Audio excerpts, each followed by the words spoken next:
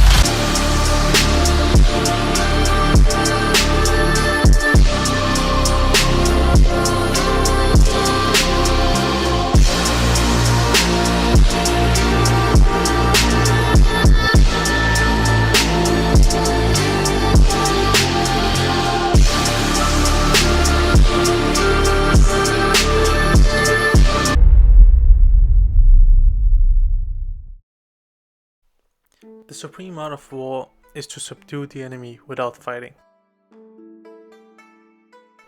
Today, we embark on a journey through the wisdom of one of history's greatest minds. In this video, we'll dive into The Art of War by Sun Tzu, a timeless masterpiece that transcends the battlefield and offers profound insights into strategy, leadership, and life itself. But first things first, hello and welcome to my channel. On this channel, I discuss the books I have recently finished reading and review them. But what's in it for you? Well, you will be joining me on my journey of learning about all the great generals and rulers of history. And we will be discussing them, hopefully in the comment section, so that we can reach knowledge we didn't think we could ever get. Sounds fun, right? So,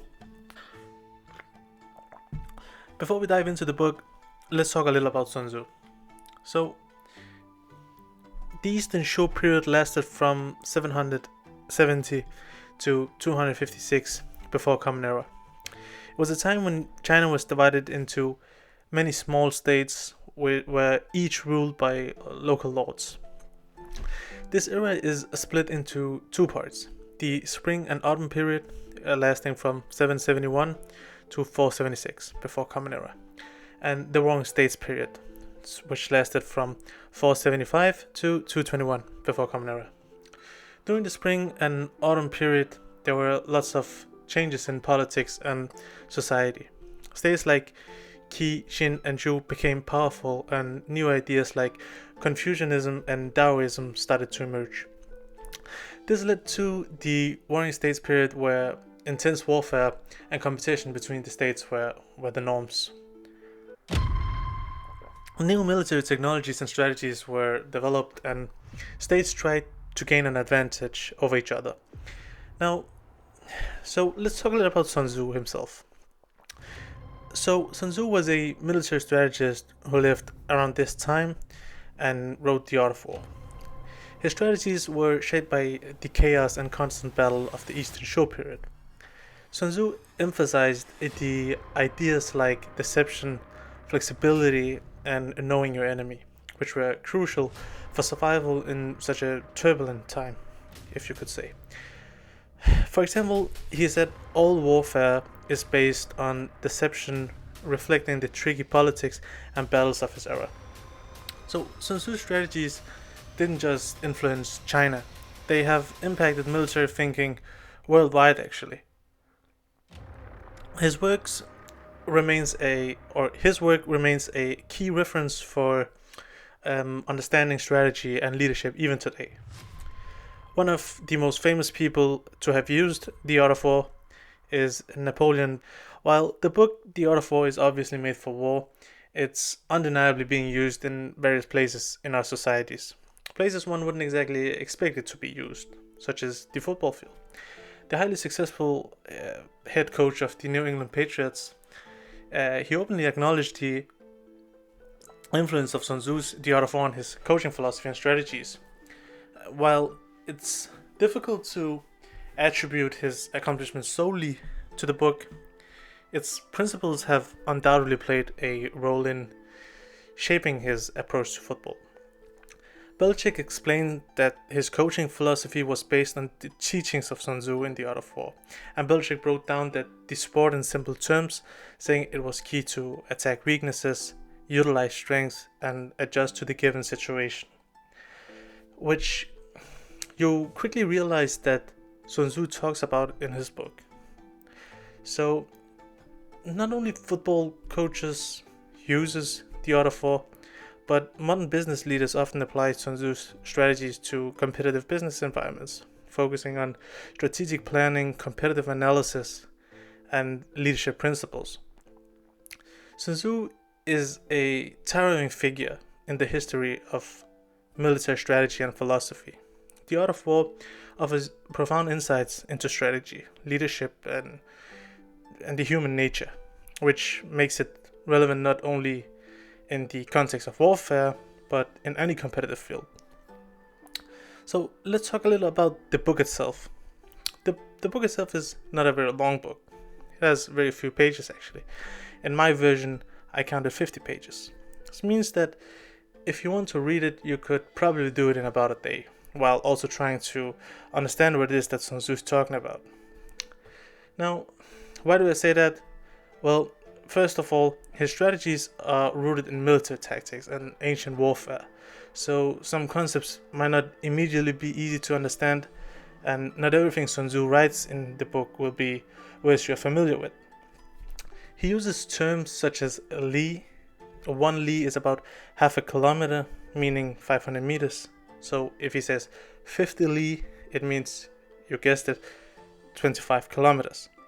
So for these reasons, you have to be patient, and with a bit of patience and research, you will eventually start to understand. So the book The Art of War is basically a set of rules that you can use in warfare or in your everyday life. Because the book is a set of rules, you might expect it to be less fun to read, of course. However, in my personal experience, I didn't feel bored when reading it, but that might have something to do with our personal preferences when it comes to reading. So personally, I can definitely see how his rules can be applied to a day-to-day life. But for good measure, let's take some examples. Let's see. Sun Tzu says, in the midst of chaos, there's also opportunity. This reminds us to look for opportunities even in difficult or chaotic situations, encouraging a mindset of resilience and adaptability. Another example may be the one I used in the opening of this video. If you know the enemy and know yourself, you need not fear the result of 100 battles. This quote emphasizes the importance of self-awareness and understanding your challenges or competitors. It can be applied to various aspects of life, such as personal growth, business strategies, and conflict resolution. So, I think that reading this book will be nothing but beneficial for the reader.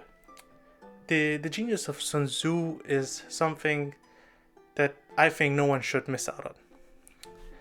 And I base this solely on my own opinions. I believe there is a reason that the book is as successful as it is. I think there's a reason to it. Each and every one of us is fighting in our day-to-day lives. Not in the way that Sun Tzu was fighting, but in a way that might resemble his battles. Our opponents aren't necessarily trying to kill us, but the impact can be harmful to our confidence, mental health, and even physical health. And I say that, I think we have reached the end for this video. I sincerely hope you liked it. I hope you will leave a comment on your thoughts on this video, on the book, on what your experience was with the book, and if you've been able to make use of it in your day-to-day life. And you're more than welcome to recommend a book you think I should read on general, a ruler, or a strategist you think is worthwhile. Now, if you like this video, follow my journey through all the other books I'm going to read and make a video on. The next book is a really cool one. I hope you will watch the next video. It will feature one of history's greatest generals and ruler ever known, but I have just started reading it, so I will try to come up with another video as fast as possible. But until then, I hope you stay in great health. Bye.